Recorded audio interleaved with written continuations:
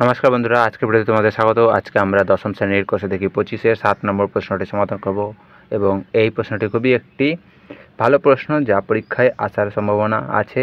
এবং এই যে 7 নম্বর প্রশ্ন আছে, এটি আমরা আগে পড়ে নিই।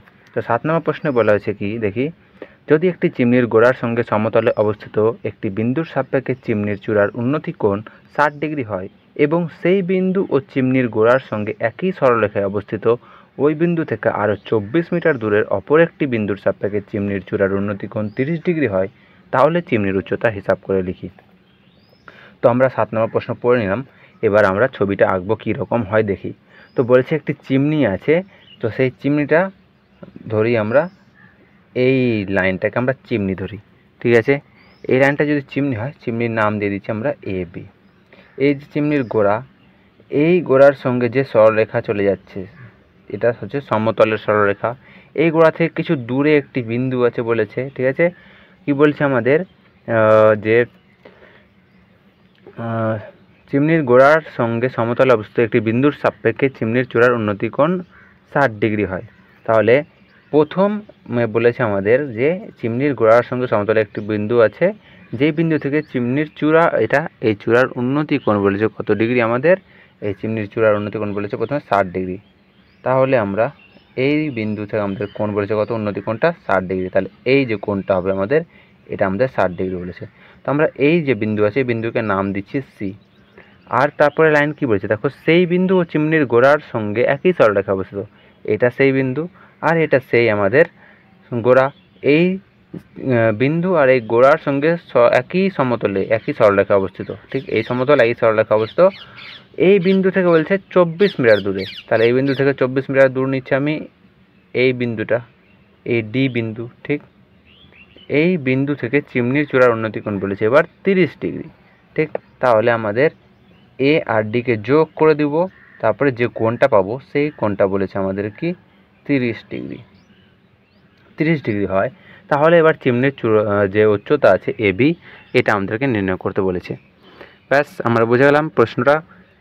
এবার প্রশ্ন সমাধান করার জন্য দেখো, আমাদের শুধুমাত্র এই সি আর ডি দিয়েছে, এই সিডি দিয়েছে। যদি আমরা পুরো বিডি জানতাম, তাহলে আমরা সোজাসুজি এই বড় ত্রিভুজ যে আছে, বড় সমকোণী ত্রিভুজ, এই বড় সমকোণী ত্রিভুজ থেকে নির্ণয় করতে পারতাম। কিন্তু আমাদের যেহেতু এই ছোটো মাত্রাটা দিয়েছে, তার জন্য আমাদের এই বিসিটাও লাগবে, ঠিক আছে।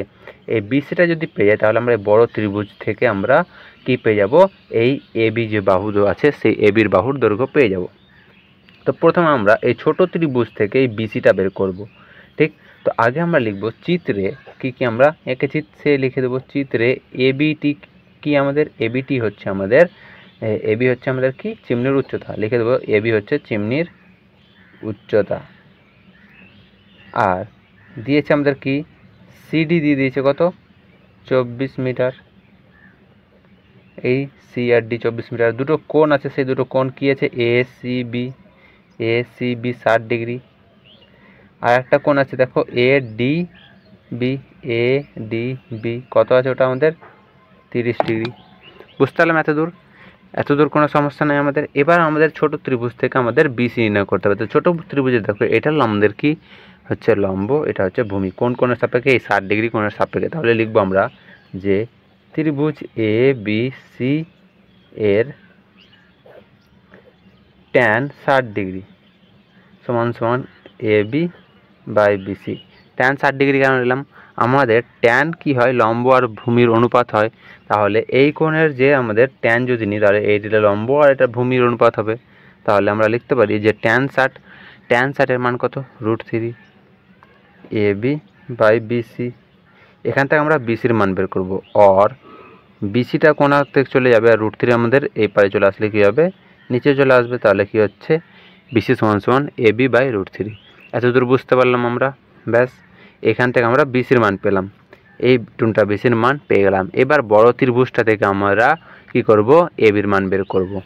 দেখো কি করে করছি, লিখব আবার ত্রিভুজ, বড় ত্রিভুজের নাম কি আছে দেখো, বড় ত্রিভুজের নাম আছে এ ডি বি, ঠিক।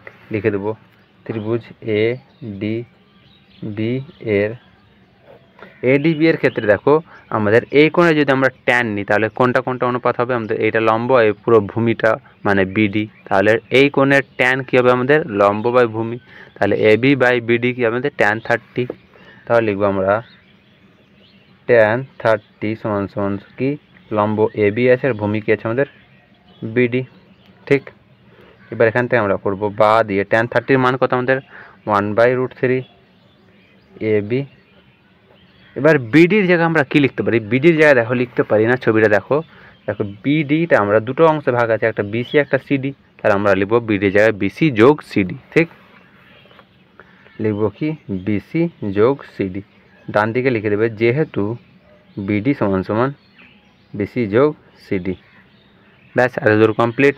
এবার লিখবো বা দিয়ে ক্রস মাল্টিপ্লিকেশন করবো, কি হবে আমাদের একটা হবে √3 এবি সমান সমান বিসি যোগ সিডি, বা √3 এবি সমান সমান বিসির জায়গায় দেখো এই বিসির জায়গায় আমরা এই মানটা বসিয়ে দেবো, তাহলে বিসির জায়গা হচ্ছে কি আমাদের এবি বাই √3 প্লাস সিডির জায়গায় আমাদের মান দেওয়া আছে, সিডির মান কত দেখো, সিডির মান দেওয়া আছে 24, তাহলে এই 24টা আমরা এখানেও লিখেছি, তো আমরা লিখবো সিডির জায়গায় কত 24।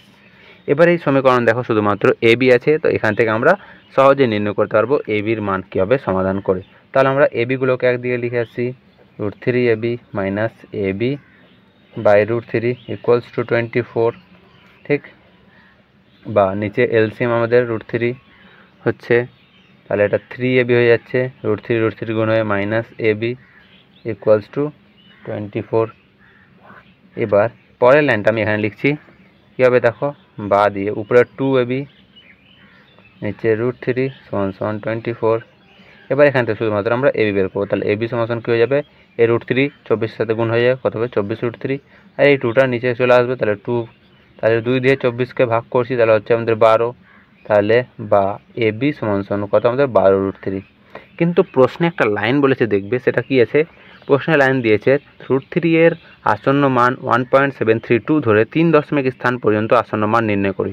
তাহলে এই যে √3 আছে এর মানটা আমাদের বলে দিয়েছে কত 1.732, তাহলে 12 গুণ 1.732, এটা আমরা গুণ করব, গুণ করে যা আসবে সেটা আমাদের কমেন্টে লিখবে, কমেন্টে লিখে বলবে কত আসছে এবং উত্তরের সাথে মিলছে কিনা। তো আজকের মতো তোমাদের ভিডিও এখানেই শেষ, আশা করি তোমাদের অঙ্কটা বুঝতে কোনো অসুবিধা হয়নি, আর অন্য কোনো ভিডিওতে আমরা দেখা করব অন্য কোনো অঙ্ক সমাধান নিয়ে। ঠিক আছে, আজকের মতো এখানে থাক, এবং ভিডিওতে তোমাদের যদি কোনো সমস্যা হয়ে থাকে, কোনো জায়গায় না বুঝতে পারো তো অবশ্যই কমেন্ট করবে, এবং চ্যানেলে নতুন এসে থাকলে সাবস্ক্রাইব করে যাবে।